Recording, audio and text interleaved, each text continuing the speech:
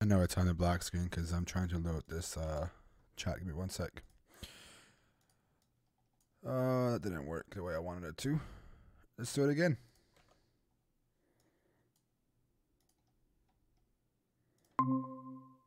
Yo. Yes, test. Yes, test. How you doing, friend? I'm doing good. Very nice to finally meet you. We have never had Likewise. the pleasure to meet before, unfortunately. I don't think so, no. I saw you at H1702 the one time you came. We said hello, but we've never had the chance to really have a conversation, though. That's possible, yeah. I was hoping this year we could change stuff, but given the fact that there's no DEF CON really happening this year other than virtual, I don't think it's going to happen. Yeah, I would not have been there anyway. Oh, that's a bummer. Well, hopefully at one of the conferences, man. Maybe if I come to you one year, we get to hang out in person. But before we get started, man, I know a little bit about you. I've done a little bit of homework on you the past week. But for those people that are not familiar with your work for some god-awful reason, tell me who you are, what do you do, and how long have you been hacking for? I'm at Overflow. I invented security ticks. My name is Fabian. I have been doing security, I would say now, it's very difficult to say when I started, but I would say I'm like nearing almost like eight years now since I started. I've been doing Live Overflow for about like 4 to 5 years or so. Wow. I think four and a half or so. Yeah, otherwise I'm like mainly working as like a penetration tester, doing like web app security mostly. That's like my day job. I just recently finished my master's degree. What did you study for your master's? Say again? What did you study for your master's? Just regular computer science. Oof, rough. That sounds like a hard time. No, it was fine. I actually did, my bachelor's was a special study program called dual study, where you work in a company and also at university, which is a lot less theoretical then, so it's not as hardcore as regular university. And then for my master's, I went to a normal university, and in your master's, you have a lot more flexibility with the courses you can choose. And I chose like a lot of easy courses with many a focus on security, which I already had experience at the time, so it was not that tough. So you're completely done with your master's? Because last time I was on your stream, you were talking about how you were distracting yourself by streaming, so you don't have to work on your master's. Are you finally done? Yes, I'm finally done. That's awesome. End of 2019, I was finally done with it. Very cool. Tell me, man, how did you get into hacking? You said you've been in security for 8 years. Was that including just hacking? Do you say you were part of security because you started hacking, or do you mean like being on the defensive side for 8 years? So basically, I've just been like programming since I'm a teenager, always like working on projects. I had my first, like, I don't know how to say, my first early touches with security even as a teenager, where a friend told me about like SQL injection. We were like working on PHP websites, like making browser games and stuff at the time. So SQL injection at one point came up. And that was interesting, but I never really got into security. Actually, only when I moved to a different city and started my bachelor's degree, that's when I discovered through like Hacker News, there was like the Stripe CTF advertised. And that's the first time that I really got like really in touch with security, playing my first CTF. And that just hooked me. And since then, like I would call that to be the start of security. So was your first exposure to hacking that SQL injection stuff, and it was like right away into web? And then you just kind of enjoyed it and got involved? Not really. Like at the time I learned about SQL injection, I did like even a project in school to explain like SQL injection to the other students. Like this was like I was 18 or so, maybe 17. But I didn't really do much beyond that. Yeah, absolutely not. And I was still like mostly just programming, being a developer, and I didn't really pursue much of security then. It really started with when I found this CTF accidentally by reading Hacker News. And Hacker News is not like a hacking security site, right? It's like, the orange page, like it's just like IT news. So that CTF, you had to exploit like a basic buffer overflow. And this is when I actually realized that with my regular IT programming knowledge, I was actually able to do something already. And this is when I got really hooked. I realized that there are all these CTFs and these war games out there, and I could just sit at home and solve challenges. And that's how I learned. That's how I got actually into it then. Do you think your formal education of going to a college or a university for computer science, did it help you in any way to get better at what you do today? Like, how much of an impact did it have, if any? I'd absolutely think that it helps, but I can't compare it to how it would be without having had it. Obviously, the stuff I learned there did benefit me. A big thing I noticed what happened when the difference between as a teenager learning it on my own versus then going to university was that I feel like at home I was kind of like slow and inefficient. And when I joined university, having had already my experience, I was, it put it into more context and kind of built a better foundation and generalized the things I knew. And I feel like I could better understand the context of the IT stuff that I was just like practically learning before. I also think that I'm a big supporter of like theory and stuff. I think like if done properly, I do think like learning the foundations and the abstractions away and being able to recognize that the same bugs are essentially the same thing. Different bugs are essentially the same thing. I am a big fan of theory. Yeah, I think what you said is completely right. If theory is done properly, like the school that I went to, theory was not done properly because we were studying things from 12 years ago. You can tell the screenshots were from 12 years ago because of the OS they were on, right? I mean, it's 2017 and you see screenshots of Windows XP, not a good look probably. I also have to say, I don't know how it is for somebody who would have joined this university without prior knowledge. Then they would just have had this theory. Just for me, having had like practical experience as a teenager, I was finally able to kind of like find like an order to it. I was able to organize it. What about certificates? Do you have any certificates? Do you have your OSCP? Do you have your CEH, CISSP? What do you have? I have OSCP, but I don't have anything else. I would like to mention that I did that even before it was called Kali Linux. It was like Backtrack still back then. Yeah. So it was not what is it called now? Penetration with Kali or something, and it was back there. PWK. Yeah, it was PWB Backtrack. Okay. What's your take on it? Do you think it helps? So here's the thing: like you have the broad knowledge of hacking, not just web apps, right? Because the majority of people that I talk to here, not that they don't have it, but their main focus is web app. You do it for professionally for your for your pen testing gigs, as you mentioned. But in the case of like for somebody who does pen testing against websites, not you're not a network, not an infra guy, you do web. Does that help in any way? Does that do you recommend it to people that are asking? Because the take that I have on OSCP is that you take your OSCP to get past HR, right? That's like the major rule of thumb, if you want to call it that. Most people take OSCP because they don't have the experience. Gives them the experience, they get past HR, they get an interview. But outside of that, do you think it helps? So it helped me, but again, I want to explain why. The context where I was in at the time. Like I was a university student and I just discovered like CTFs and I had fun learning this. And then my the company I was employed at in the dual study program, they had funds for one certification per student, and other people did like a Java certification or whatever. But I discovered this and I was like really interested. Oh, this looks cool. I wanna do this. So my context was somebody who just discovered like security, had already like an IT background, was playing the basics of challenges, and then got access to this lab and the exercises in there. And for me, this was like awesome. I really enjoyed it because I had this lab, I had these challenges, I had enough time. Like I didn't do anything else in class with my laptop than just do these OSCP challenges. And that helped me just because I didn't know a lot.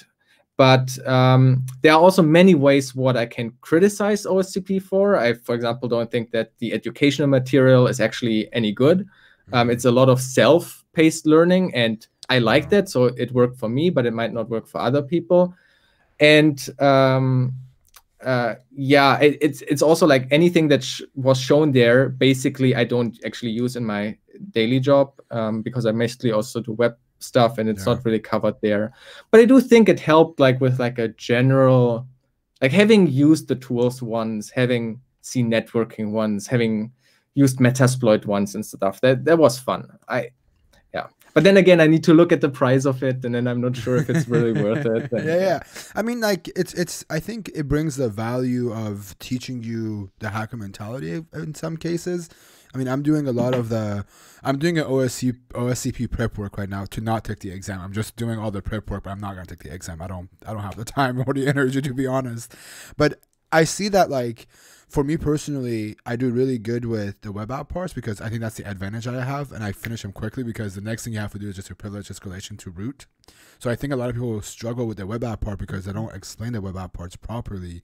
You know, and it's always some unrealistic shit like, oh, error-based SQL injection. Go in and type in this thing, and it gives you a hash for the admin, right? That's not the case anymore in the real world. Maybe in a pen test for a small company, but you're not going to see that with bug bounties. You're not going to see that with professional security teams that are in a part of a big organization, right? But it still gives you the outlook, if whatever you want to call it. It gives you that point of view of being an attacker and how to think like an attacker. Yeah, I just always don't like to make like general statements, OSCP is bad or good, because I can always make invent an example person for whom this is the best thing ever, and then another person who they should never do this. It always depends like on each person's situation. I feel like you have a good knack of making a case for both sides. You recently made a video called CTF is good, and you also did CTF is bad. Tell me about it. So you're really big on CTFs. I know you play a lot of CTFs. A lot of the stuff that I've seen on your channel. Yesterday, I wasn't in the mood to hack, so we spent like a good 30-40 minutes just going through your videos live. We were just watching some of your videos. Oh, really? I should watch it. What? And I noticed you do a lot around CTFs. First of all, before we jump into the CTF thing, what is I know I think I understand why, but I want to hear it from you. Why is it important for you to paint a picture from both sides when, especially when you did the CTF video of saying it's good for this person and this profile, it's bad if you're on this side doing X, Y, and Z? Why is it important to have both of the statements and have the both side of the coin pretty much? So I guess you drilled into something that sometimes annoys me, or is it a trigger for you? When I have an opinion on something, it typically means I really try to look at always the different arguments and sides, and then my personal opinion might be for or against it based on how I balance or assign like a balance value to each of the arguments. It balance each other out, and it balance each other out, and I come to the conclusion this one thing is better than the other or so. But I can always see both sides, and this especially annoyed me around CTFs because I see a lot of complaints about CTFs, and I can like understand them. These are absolutely valid arguments, but at the same time, I feel like they are misdirected, and so there are also these positive arguments. And so I just like it instead of this one-sided conversation. CTFs are bad because. I know on Twitter we don't have the space for these kind of in-depth discussions. Yeah. But I like to always look at both things. Now, with these particular videos, it was actually mostly an artistic choice. I could have also just made one video, just like back and forth, debate style, kind of like presenting the views. But there, do you know Video Game Donkey? I do not know. Should I? Okay, it's a YouTuber who makes like videos about games, and he once, when like the Pokemon games for the Switch came out, he made like 2 videos. One was Pokemon Pikachu and Pokemon Eve. Those are the 2 game editions. And the one video was just trash talking the game, and the other video was just praising the game. And I kind of like this idea of making a CTF style video that is just completely positive, and the other one is just completely negative. And I figured maybe hopefully that leads to some kind of I don't know. No, I think it's a healthy conversation, right? Because there is this argument of like, yeah, CTFs are good to get the hands-on experience, understanding how to do things, but there's also this negative things of sometimes these fucking CTFs are unrealistic as fuck, right? Like, there's no freaking way anyone's gonna be able to find this in the real world. So it's a good way of creating that, that fine line to people understand the skills you gain from CTF is transferable to the real world, but it's there for you to learn particular skill sets. It doesn't mean that you're going to replicate these vulnerabilities in the real world, right? Yeah, absolutely. I also think that it's a little bit your own responsibility that if you only play like solve CTF challenges that are guessy, then it's your own fault. Just don't solve them. I mean, maybe as a beginner, it's not quite as easy to realize if a challenge is guessy or not. But I think I can. I mean, with my experience, I look at a CTF challenge and I can tell you this kind of looks like an interesting or good CTF challenge, or this looks like a bullshit CTF challenge. And so when I play CTF, I don't really care about the competition. I'm slow anyway. So if I look at the CTF, I pick 1 or 2 challenges that look really interesting to me, and then I just spend my time on it and try to learn through that and push myself and challenge myself with that. Yeah.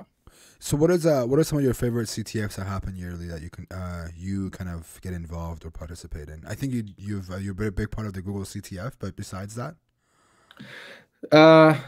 So the best advice for that, generally what I look out for, where I would say the quality of the challenges is just pretty high, is when you go on ctftime.org and then look for the upcoming events and then sort for the weight. The weighting is used to assign like a yearly score for the teams. Basically, this weight is assigned based on kind of like the difficulty of the CTF and if it has proven itself in the previous year. And this is just a very good indicator that this is just a good CTF that has just like hard and interesting challenges, where the challenge authors actually invested a lot of thought and time into building it. And these are generally, I think, good experiences. Okay, let's talk about CTFs. We kind of brought up the fact that you can learn some stuff from it. What is your take on folks that want to get involved with web app hacking and they're not sure where to start? What do you recommend to them? Is that straight up do CTF, or is that go learn things and also try to do CTF on the side? So this is really hard for me because I actually tried to start a web security course on my YouTube channel many years ago. But I quickly realized when I tried to plan out how a course would look like, and basically this is also me trying to think what would be a good way for a person to learn web hacking. The issue is that I feel like the web is a huge mess, and it's very, very difficult to propose like a plan or a way how to learn it. I feel like the bugs, the bug classes, and the way how web hacking is done is so intertwined with different technologies and different things you need to understand and know, that it's best idea just to jump around and do a wild like mixture of everything, rather than just like, I don't know, having a set plan for it or looking out. So yeah, I would not really know how good way it is to start, especially because there are so many different technologies in web. Every like web framework and language has like different typical issues that might come up. You mentioned, for example, earlier that you have like these old PHP web application with some blind SQL injection and use that tool and you get like the hash or something like this. And you don't see that nowadays anymore. And that's because the technology stack changes. And so the bugs kind of change that you look out for. And so, yeah, that's why it's a huge mess and why it's so difficult to learn. But do you recommend for new people to play CTFs regularly just to get their experience and they get a hands-on experience?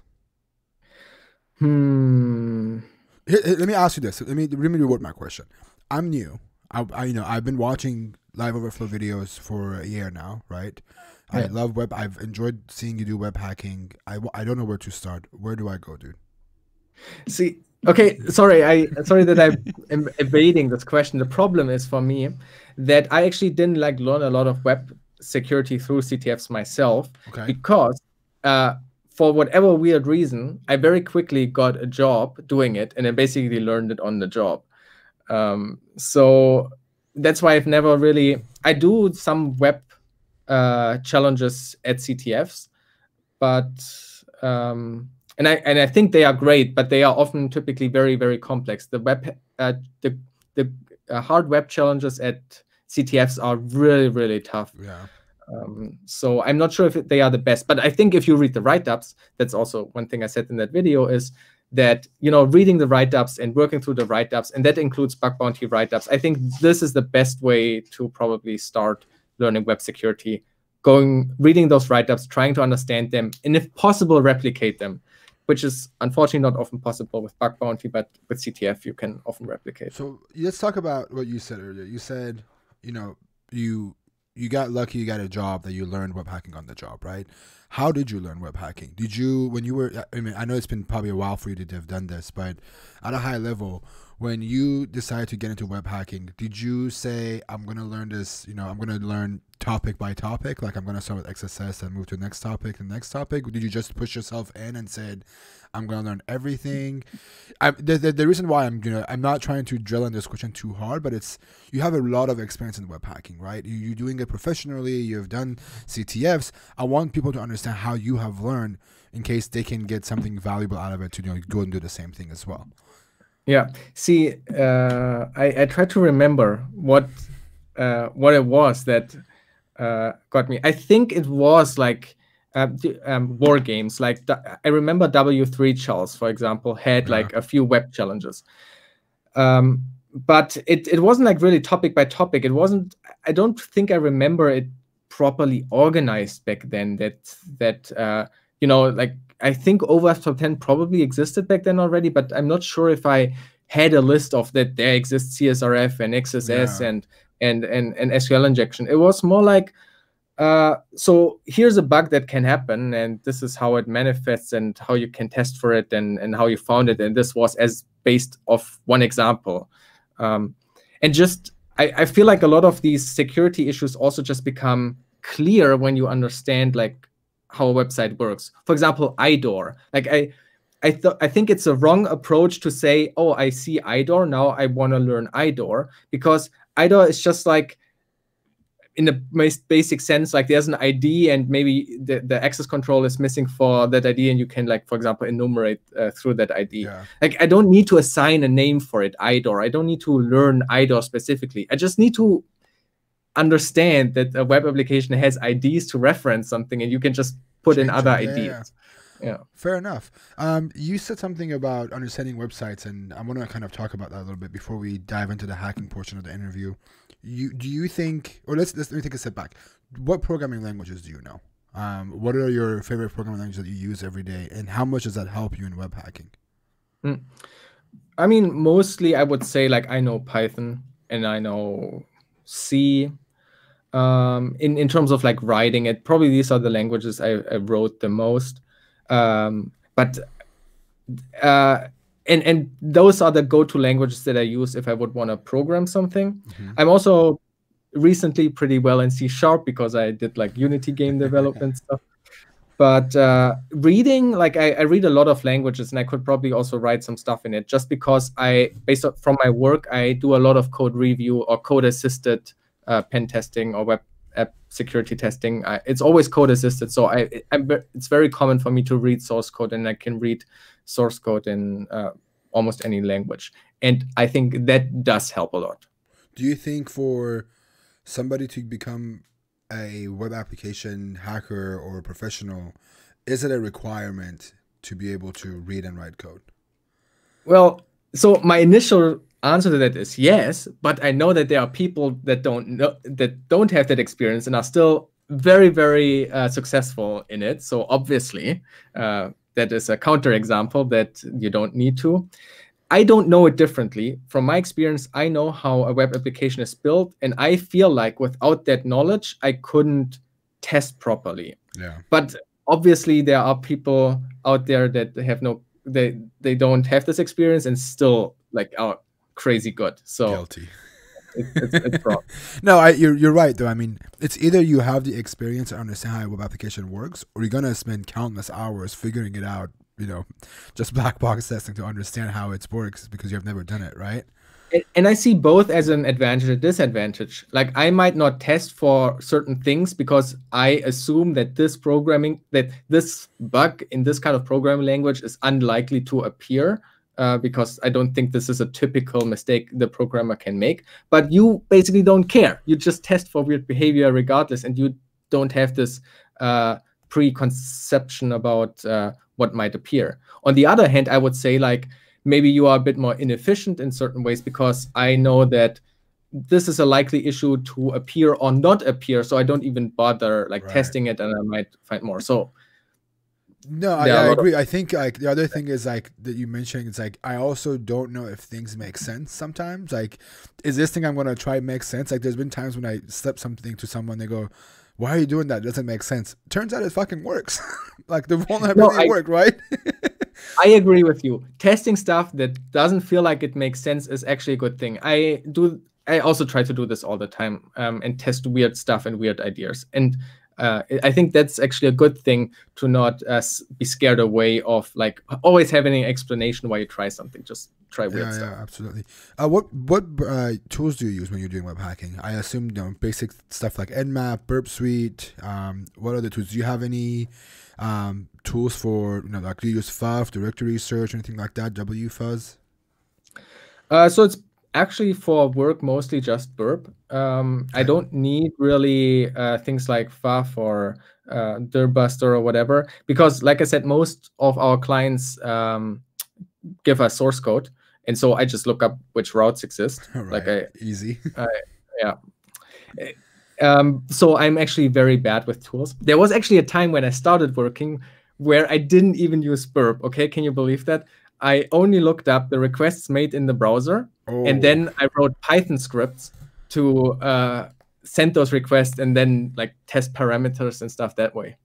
I bet that had some advantages though, right? Because it made you maybe spend more time on detail or something. I mean, it was probably very, very slow, but it probably helped you learn some stuff and pick up some tricks, right?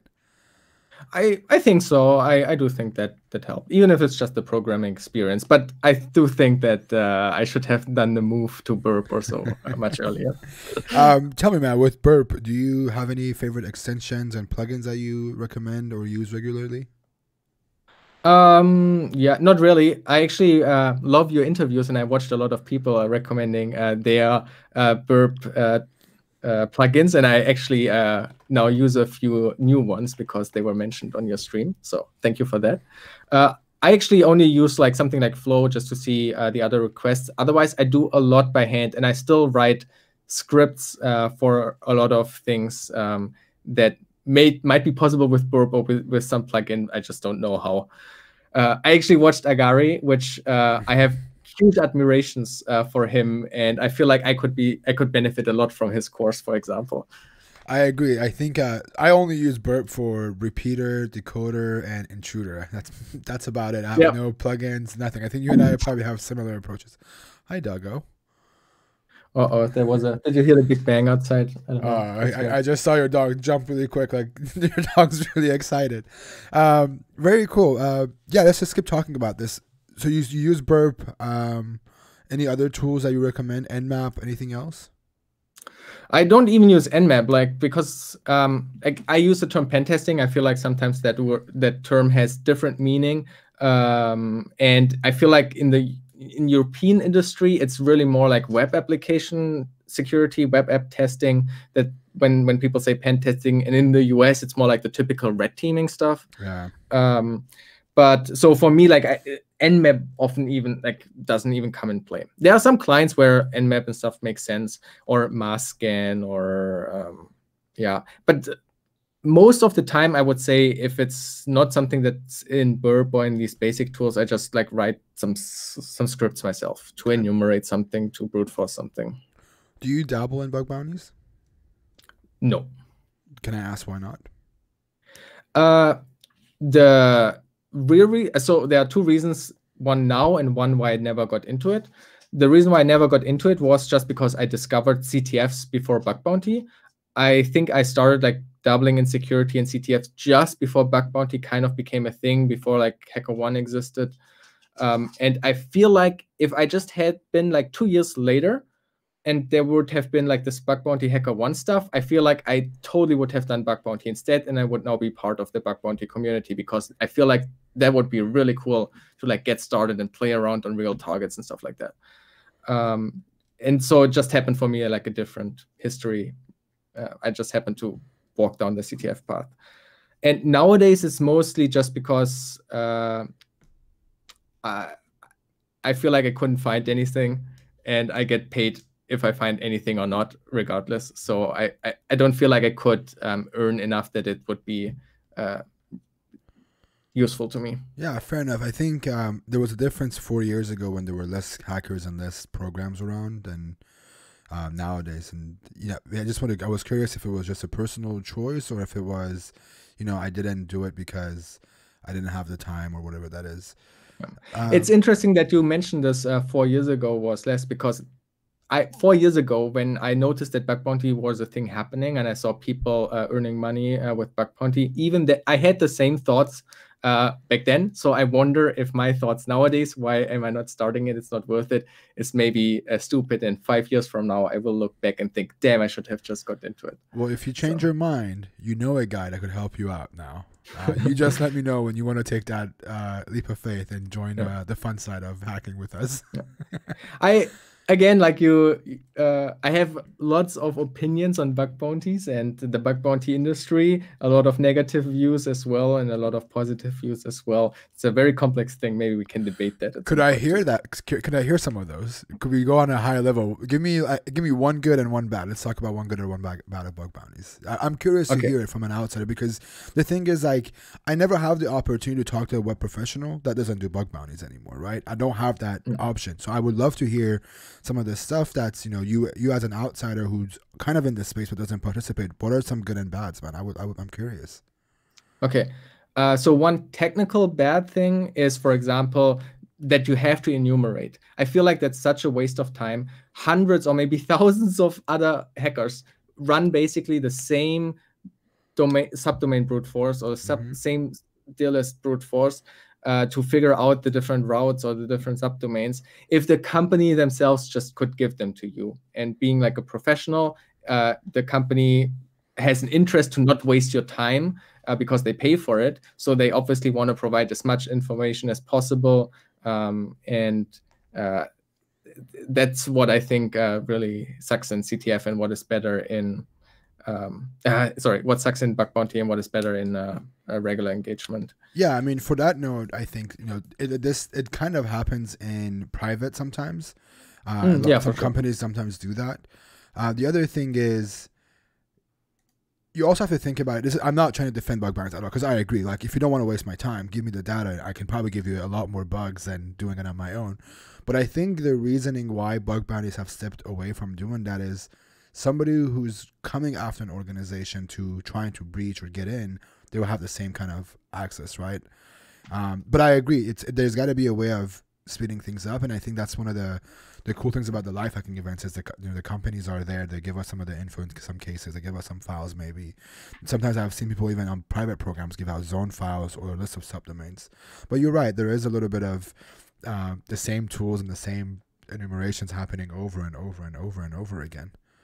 And you are right as well. That's also absolutely true. That's definitely a disadvantage of like a very focused, just one web application test, because the outside attacker will like just see everything that is there, like the bug bounty hunter, which is also completely right.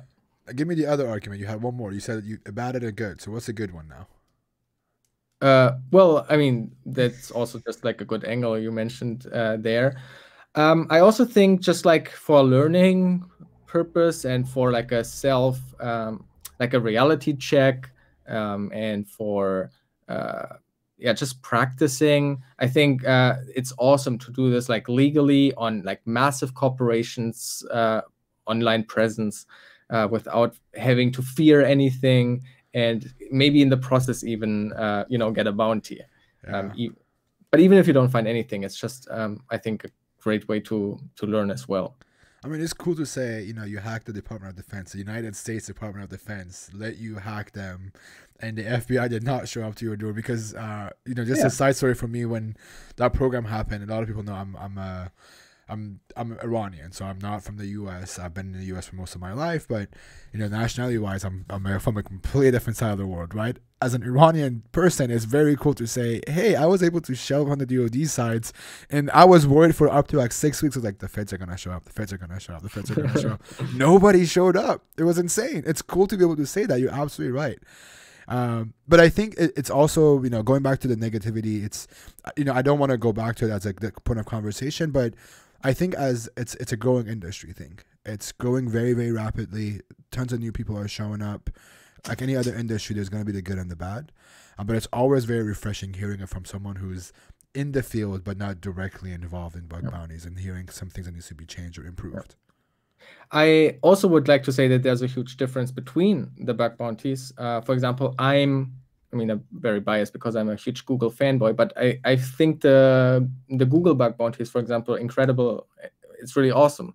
While I think other bug bounty programs are more exploitative and very manipulative, how they treat their bug hunters, and that's something I criticize a lot.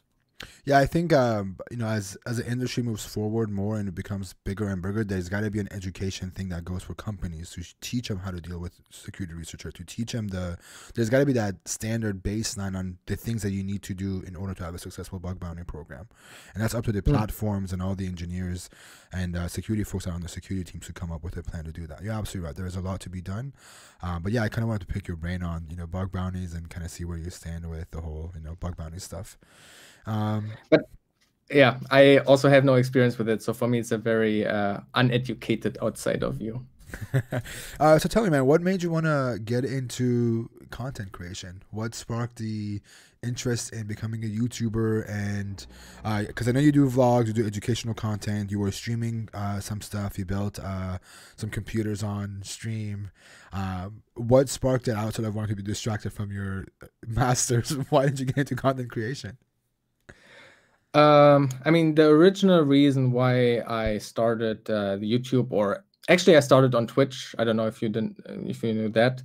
That's why also Live Overflow. I was live streaming in the beginning.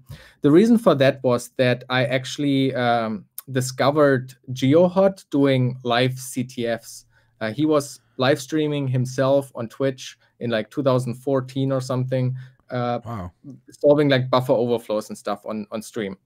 And GeoHot at the time was already a big name who was like doing jailbreaks and PlayStation and hacked the PlayStation 3 and sued by Sony and stuff. Already a character. And he was doing this these live streams solving buffer overflows and stuff. And at the time, I was like in a mindset where I felt like I'm capable of understanding complex technical stuff, but I need somebody to explain them to me. And I felt very stuck. The online resources weren't really great, and I felt like I was progressing very slow. And then I saw him streaming, and it felt like it's the first time in my life that I look over the shoulder of another professional and see how they work.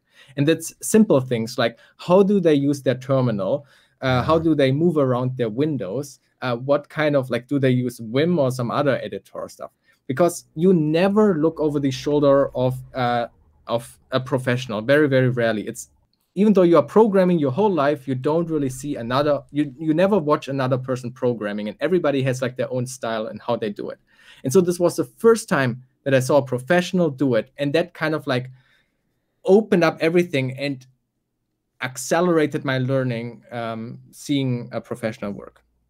And then I thought, if I'm not on the level of GeoHot, but I could be that for the people that are still coming after me. And so I could just stream that and they can see how I do it. Maybe it helps them. Yeah, it's crazy that you say that. It's really cool to be the thing that the way you put it was looking over someone's shoulder. Never thought of the value that brings when we're both doing similar stuff.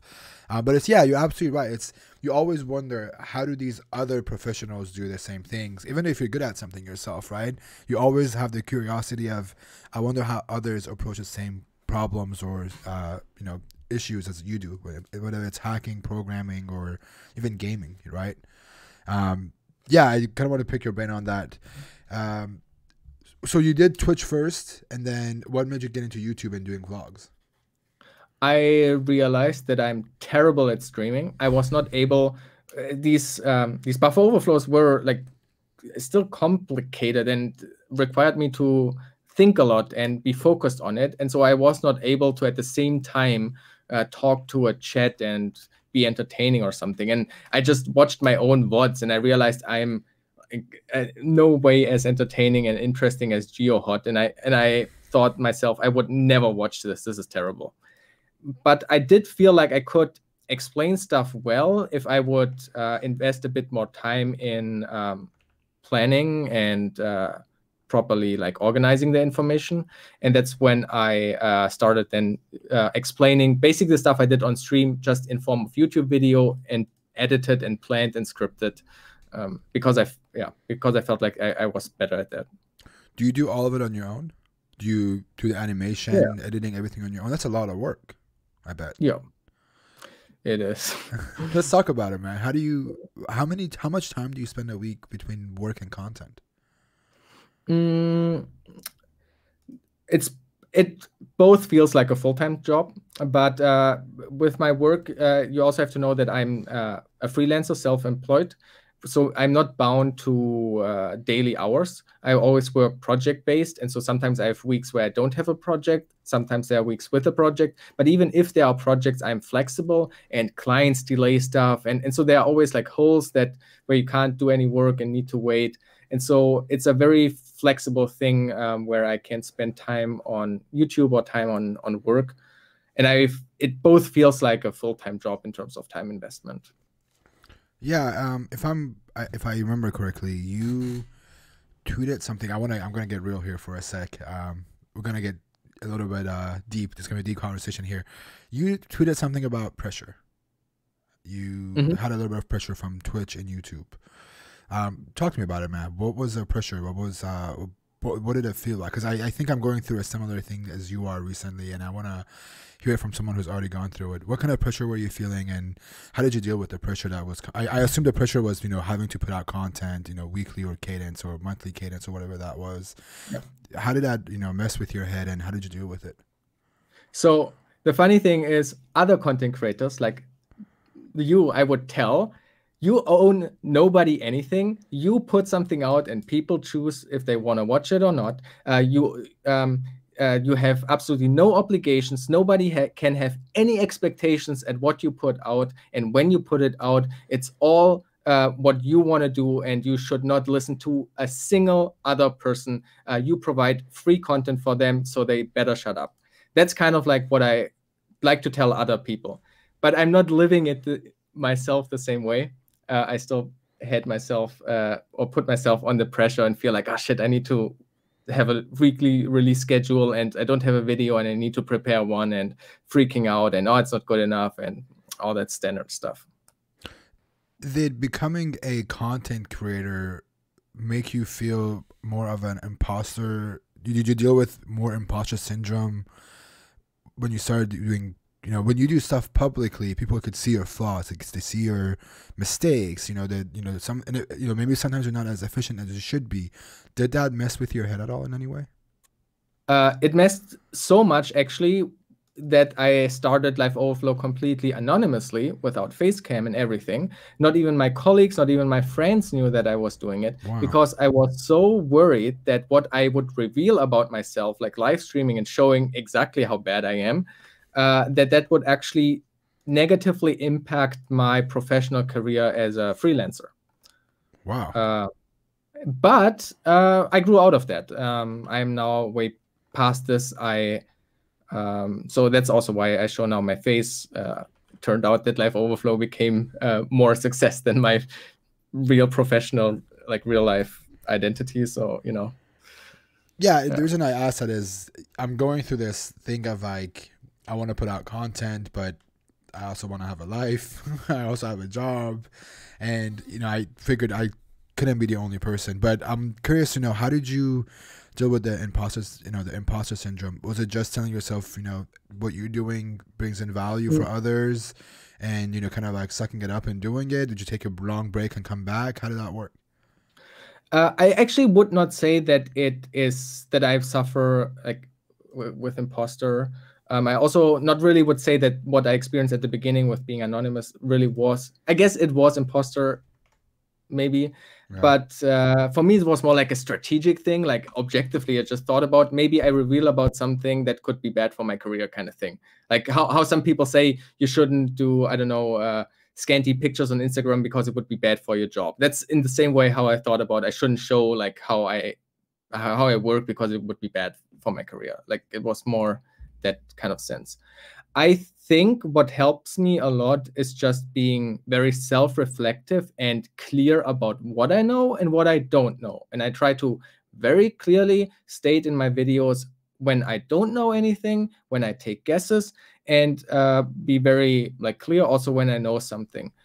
And people still get it wrong. People still inflate my skill because of, I don't know, because of edited videos and stuff. It always looks more sleeky than what is reality.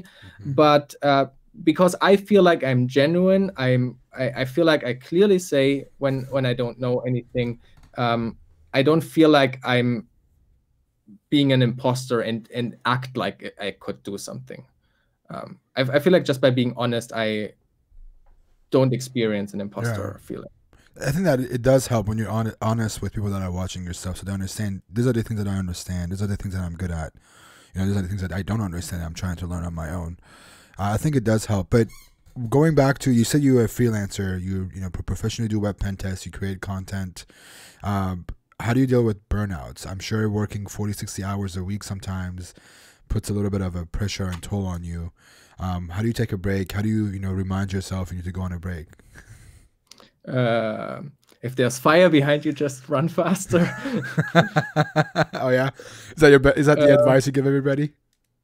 I have never experienced like a burnout. I've never experienced the state of complete like apathy and like not being able to get out of bed anymore. I feel constantly stressed, and I do worry if it would ever like actually develop into something. But like my theory, which might not be correct scientifically or so, like don't beat me on that, but how I like to think about it is that a lot of burnout happens because of external stress put on you. For example, you have a job 8 hours a day and you need to show up, and this is like extreme mental pressure that somebody else puts on you. If I have a day where in the morning I feel a bit slow or feel tired or slept bad or just don't want to go to bed or so, I don't need to worry at all. I just shift my hours a bit around and just work a bit later.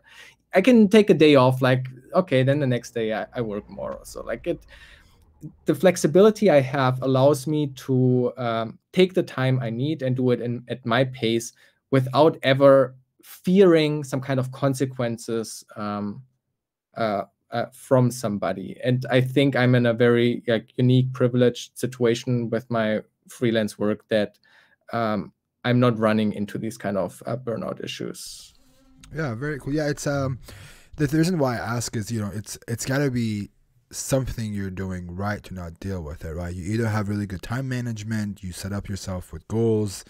It's got to be whatever you're doing works for you at least, right? Whether it's you're doing things ad hoc without a calendar like I do. I'm the same way. I'm not really that organized. I have a giant to-do list that I write down things on, and it sometimes gets done and sometimes doesn't get done. It just sits there as a reminder for me.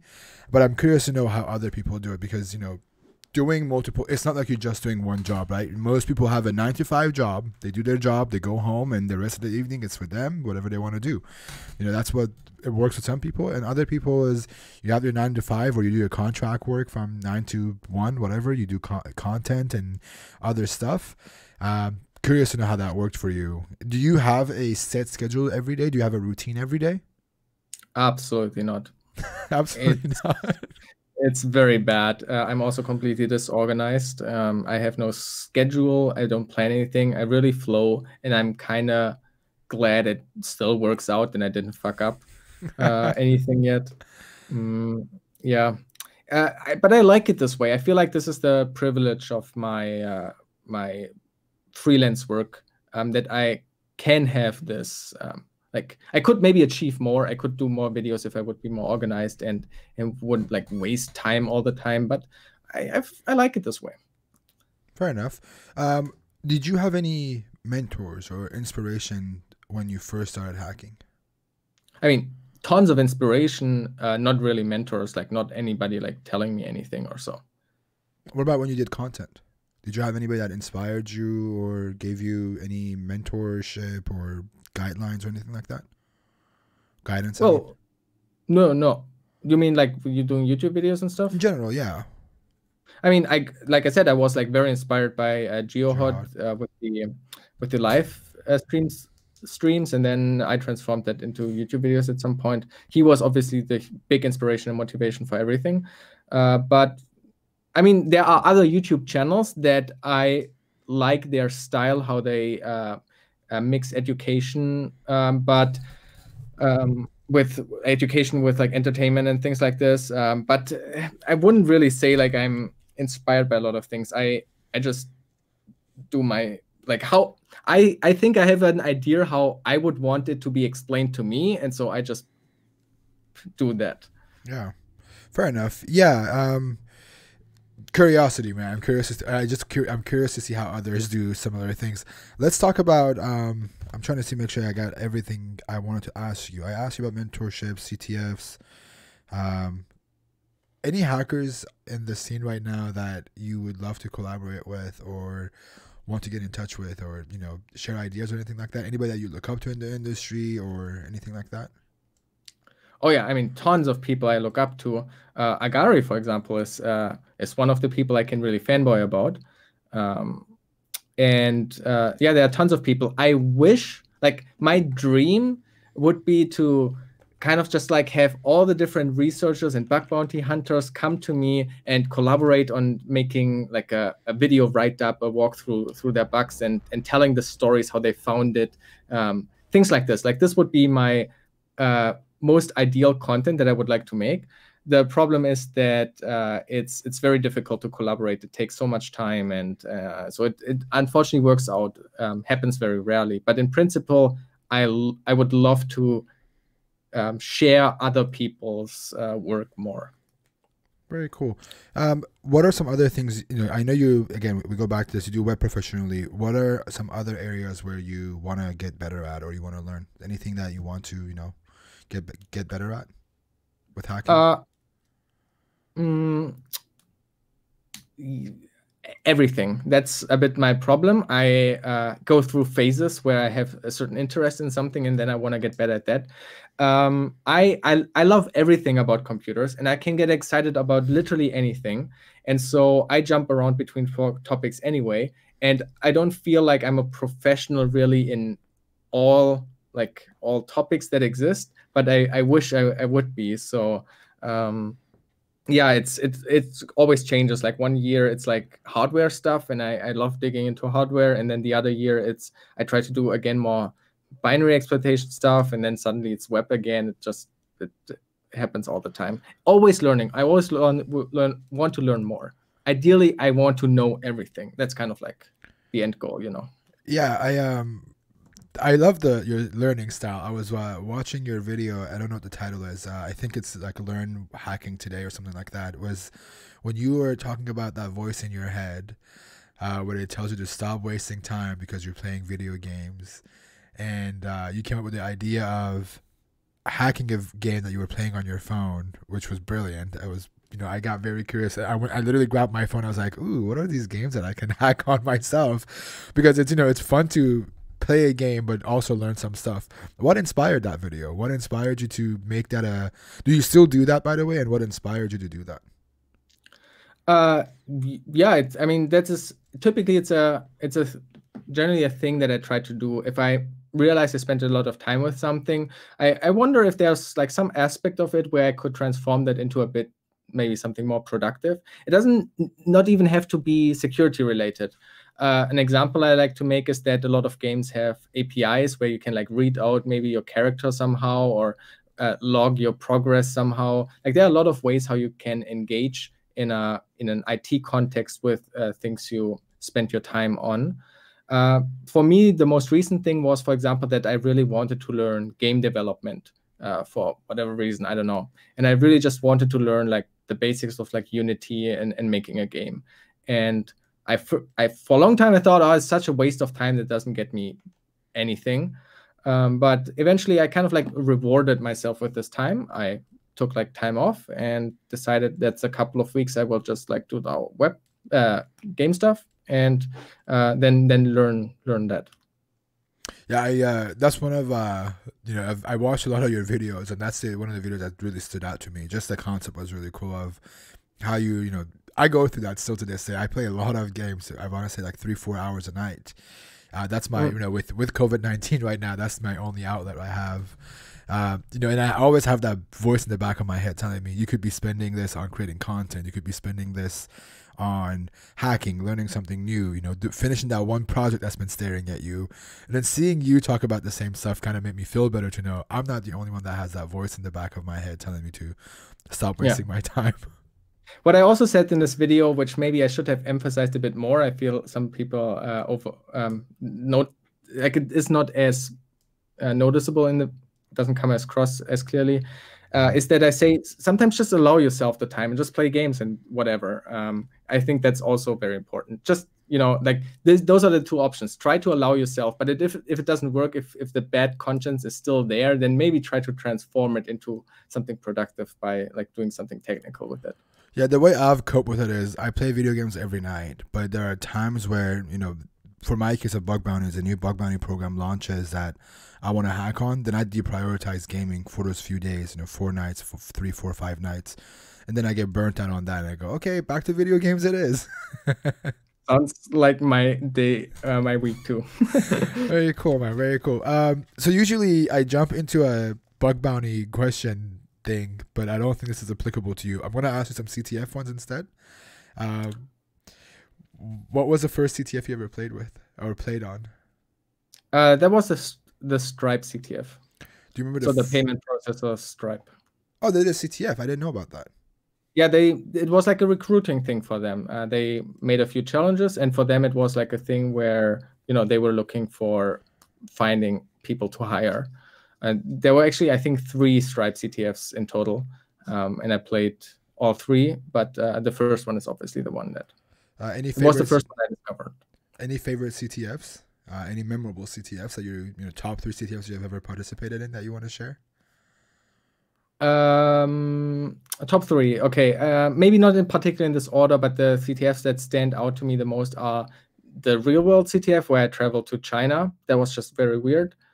Then I guess the other top 2s are some CCC CTF, like C3 CTF, the Congress in Germany, C3, because that is on site. You sit with other people at the table. It's night. You hack through the whole night on challenges and sit together. It's just an awesome experience. Someone in chat wants to ask you this: Have you or will you try out the H1 CTF that's going on right now? I didn't know that there's an H1 CTF going on. It's up till Wednesday, I want to say. It's very web heavy and it's based on a lot of real vulnerabilities. That sounds cool. I mean, I wish I could say yes, but I have so much stuff to do, so probably realistically no.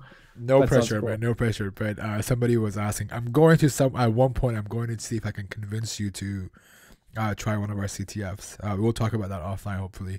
But if you do change your mind, HackerOne.com/H1-CTF. Just throwing it out there. Any favorite CTF players? Individuals?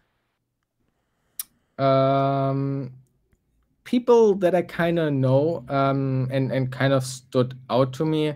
They always pop up a little bit. Like Gunvail, for example, is for me like a big name that I just admire a lot.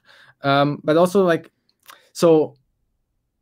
from the German scene, just like knowing, for example, the people from the Eat, Sleep, Pwn, Repeat CTF, they were like names that were already really good when I just started like with CTF, and then I got to know them and stuff. So Any teams you want to give a shout out to? Okay, yeah. I guess our team Alles. Eat, Sleep, Pwn, Repeat is obviously a great team. Our whole German conglomerate, Sauerkraut. But actually, I want to like shout out all the top teams. Like go on ctftime.org and just look at the teams. They are all awesome. I'm so happy that they all participate. It doesn't really matter who the teams are or who is playing in them. Very cool. Any CTF players you wish to collaborate with that you've never done any collaboration with? Like, who is there anybody you want to team up with at some point and play some CTFs with?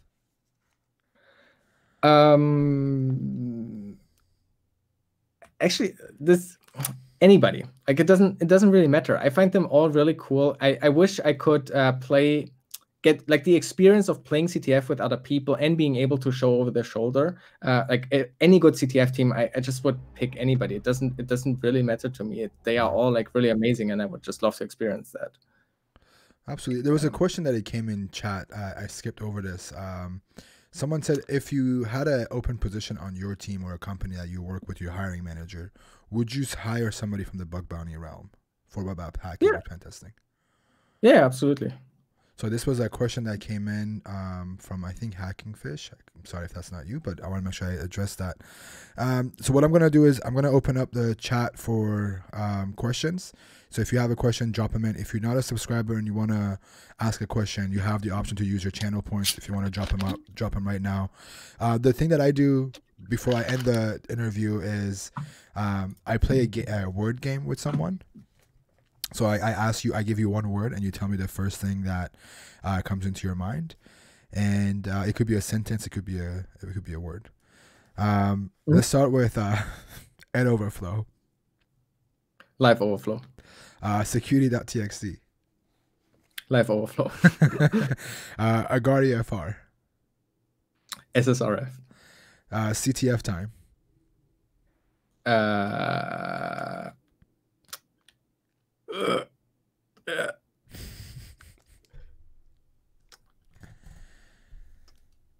Weights. I only think about CTF weighting right now. Let's talk about CTFs. Learning. Cure 53. Web. Google. Fanboy. The Google CTF. Hard. DEF CON. Boring. Black Hat. Boring. CCC. Awesome. Awesome atmosphere. Someone said word currywurst. Yum. GeoHot. Insane. Bug Bounties. Cash. HackerOne. Oof. Is oof your reaction? Yeah, let's leave it at that. That's actually a pretty good reaction. Twitch. Reality TV. And YouTube. Best learning resource. Very awesome, man. Thank you so much for this is all the stuff that I came up with. This was very, very valuable. I know that we went in a little bit of circles with the bug bounty stuff and web hacking, but it's been a pleasure talking to you, man. I'm a big fan of your work. I've spent a lot of time this past week watching your videos, and I've learned a few things. I appreciate everything you have done for the community so far. It's great to see people wanting to teach people how to hack or get started in the industry without anything in return. You know, I don't think I've ever asked for anything in return. You just wanted to teach others the things that you have enjoyed learning. So I appreciate that a lot, because there aren't a lot of people doing that. And I think there's a lot of room for people like that. So I just wanted to make sure that I highlight that and say thank you for everything you have done so far. And you were a big part of the reason why I also got into doing Twitch and YouTube. You know, I saw you having a lot of fun, and I think when I tweeted about wanting to get into the Twitch, you know, I tweeted something like, I see all these streamers and I want to stream, and you're one of the people that actually supported it, and you kind of like retweeted and said do it anyways. So thank you for that push, man. Yeah, and I appreciate that. Chat wants to know, what's one thing that you regret in your web security career? Regret. That'll be the last question we'll do, since it came in just now. I don't understand how you can regret anything. Like, is there anything you could have changed? Do you think anything you could go back in time and change, or you wish you knew sooner or learned about sooner? Maybe the early web bug bounty thing. I feel like I could have made so much money with the kind of bugs that were at the beginning there. But yeah. Well, my offer as always stands, my friend. If you ever want to get into bug bounties and poke Oh, at it's some too late. Now websites, you can't find it's anything. never too late. You know it's never too late. What's your favorite vuln type? I guess memory corruptions. Very cool. All right, we'll wrap this up. It is a little bit over the time that we had, but again, thank you so much, man, for coming on this. I seriously appreciate it, and I look forward to one day hopefully meeting in person, and maybe we can schedule a time when we have a bug bounty debate between me and you, a friendly debate on the things that you think, because it would be very cool to have your perspective and then also have my perspective from the inside. Yeah. So maybe we can have a Naham versus Live Overflow. We could have Ed moderated, maybe. We'll see. And we'll do a bug bounty debate. But again, thank you so much, man. I appreciate it so much. I hope you have a wonderful night, and I look forward to meeting you at some point in person. Yeah, thank you so much for having me. I also just wanted to mention that your interviews are something that I always thought of maybe doing myself too. I made like one podcast episode and then never again. But I love these kind of interviews, and I wish you keep going with them and invite more people. They are really awesome. I think they are an amazing resource for people. And keep letting people look over your shoulder doing like recon and just using tools and stuff. You don't understand how valuable it is to let people look over the shoulder. I think that's one of the most important things for me that allowed me to excel like in my career, being able to see GeoHot. So that you do this for other people is incredibly valuable. And the people who watch you, they don't even know how good they have it nowadays with like people like you. Yeah, I can't lie and say that I personally have learned a lot, because I did things a particular way, and then the people that were viewing me were calling me out on some stuff, and I got better at it. So I can't complain. Yeah, but thank you, man. I appreciate it so much, and I look forward to all your new content and your new work. Cool. Thank you. See ya. Bye. Yeah. Bye. What an absolute legend this guy is. He is a legend. I've always wanted to meet Live Overflow. It's a fanboy moment for me, having him on here. It's very, very cool to see him on here, and I appreciate the shit out of him. Thank you for the sub, Editor Nick. Thank you so much. We have a little bit of time, but since Ash is doing a 24-hour Twitch, I'm gonna hop in there and support him. But before I do jump off, I want to say, if you do have a Twitch Prime, whether it's me or somebody else, if you have Twitch Prime, if you have Amazon Prime, make sure you connect it to your Twitch. That gives you Twitch Prime. That also gives you a free subscription. Go support your favorite content creators, whether it's me, Live Overflow, Optional, Superhero, Ash Fox, Donut, Loons, NahamSec, whoever it is that you like their content. Make sure you give them a free subscription. You get it for free from Twitch and Amazon Prime. So if you have it, put it to good use and support your favorite content creators. Outside of that, I am going to take the night off. I have a ton of stuff happening. If you're new, if you're a new subscriber, make sure you link your Discord with your Twitch, and make sure you head out to Discord. Pick up some loot that I throw out there for subscribers. I'll be back online Tuesday, hopefully. I may take the day off, I'm not sure. But if not, I'll be back next weekend. We're going to have NahamCon coming up next Saturday and Sunday. And I'm still going to have an interview on Sunday as well. All right, we're going to go and raid. And once we hit Ash's channel, do me a favor. Do me a huge favor, and let's make sure we will spam that chat with as many emotes as we can, especially if you have the bounty please emotes. What's up, Dade? How you doing, man? Cool. Let's go raid. Let's represent Nahamis. Let's have some fun with it. Let's say hello, and I will talk to you all on Tuesday. Peace.